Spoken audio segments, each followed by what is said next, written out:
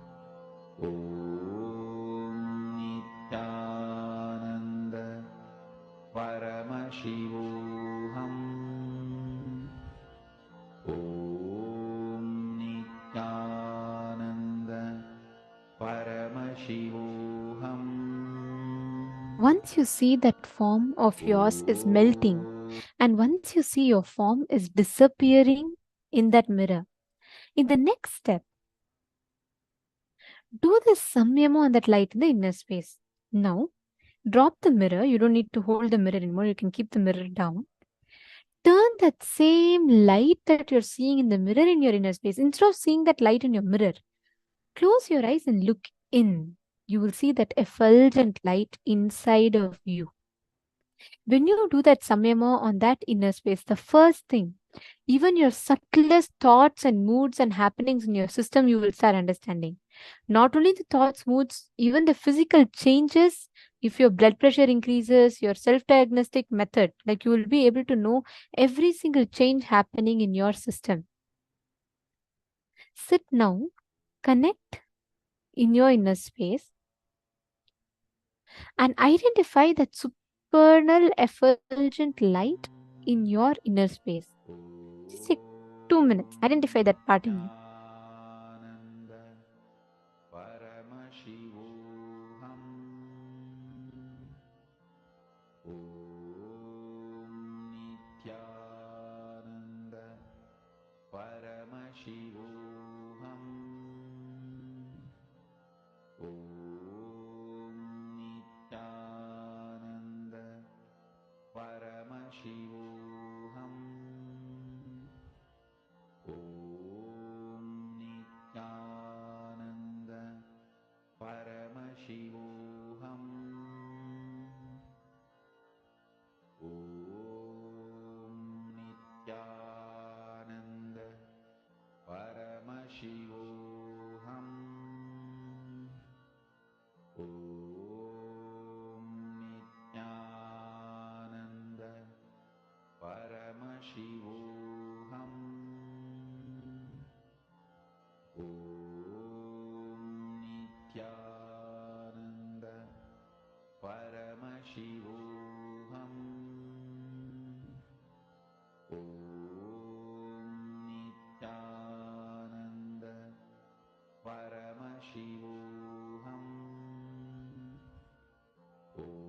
Om Nithyananda Paramashivoham. Om Nithyananda Paramashivoham. Om Nithyananda Paramashivoham. Om Nithyananda Paramashivoham.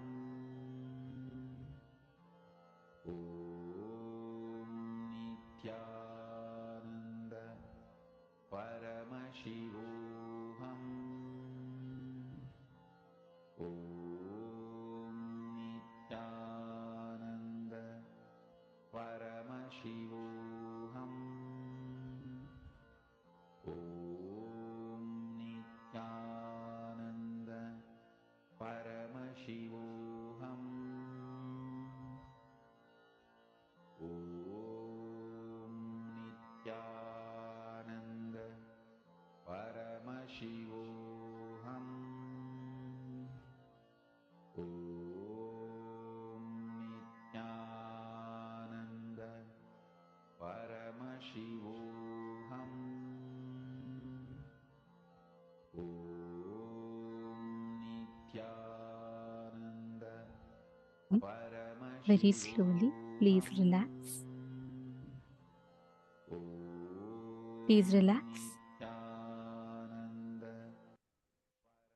The same light that you saw, that you identified with, that you experienced, you're going to experience that same light filling, fulfilling, and overflowing through your inner space.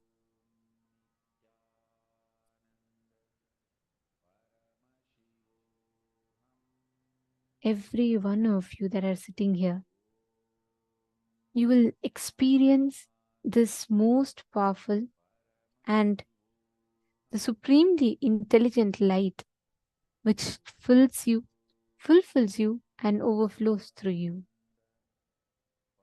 Like Swamiji said, when you manifest, do this samyama on the light, you will be able to start identifying even the subtlest of changes in your body. You will become so sensitive to your body.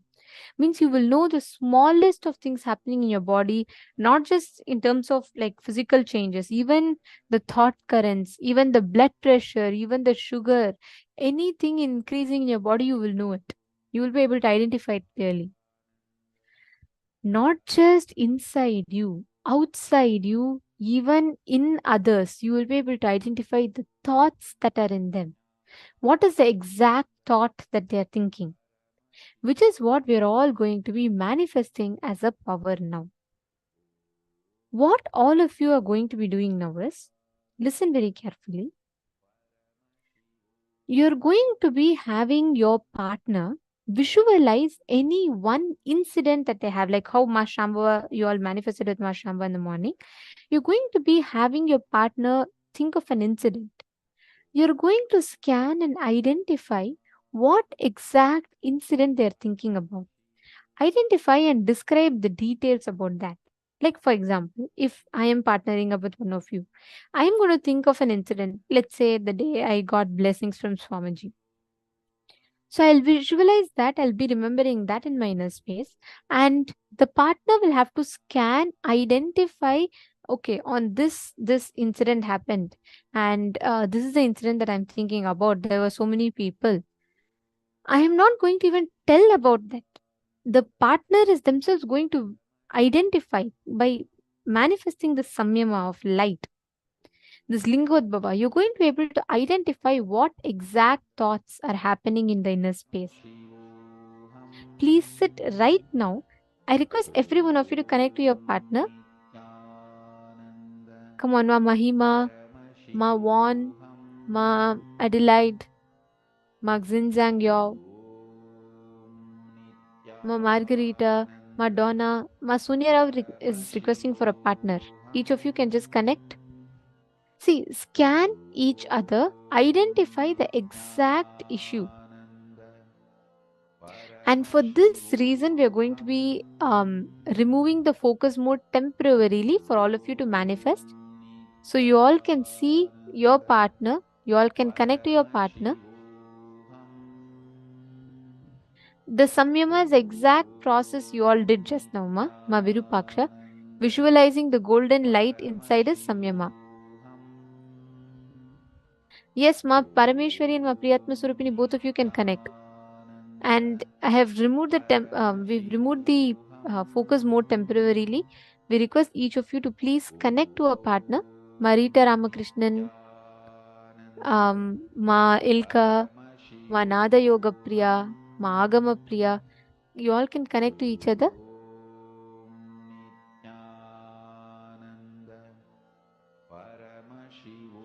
Ma Venkateshananda, connect with Ma Ananda. We have Ma Ananda Paramashakti, Ma Prematavasi is there. Each of you can connect to your partners in the chat.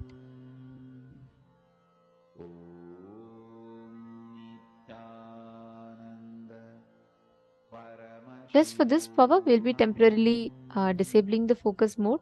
You all can see your partners. You will be able to connect with them. You will be able to manifest with them. Okay, Pankaj Kankarayan, Satyojata Shiva is manifesting. And how about Sunil Yadav ji, Sumit Agrawal ji, you both can manifest. Kion Lemese. Please connect to each other. You all can manifest. Look at your partner. So you're going to be seeing your partner. You're going to be identifying, seeing your partner and connecting with them.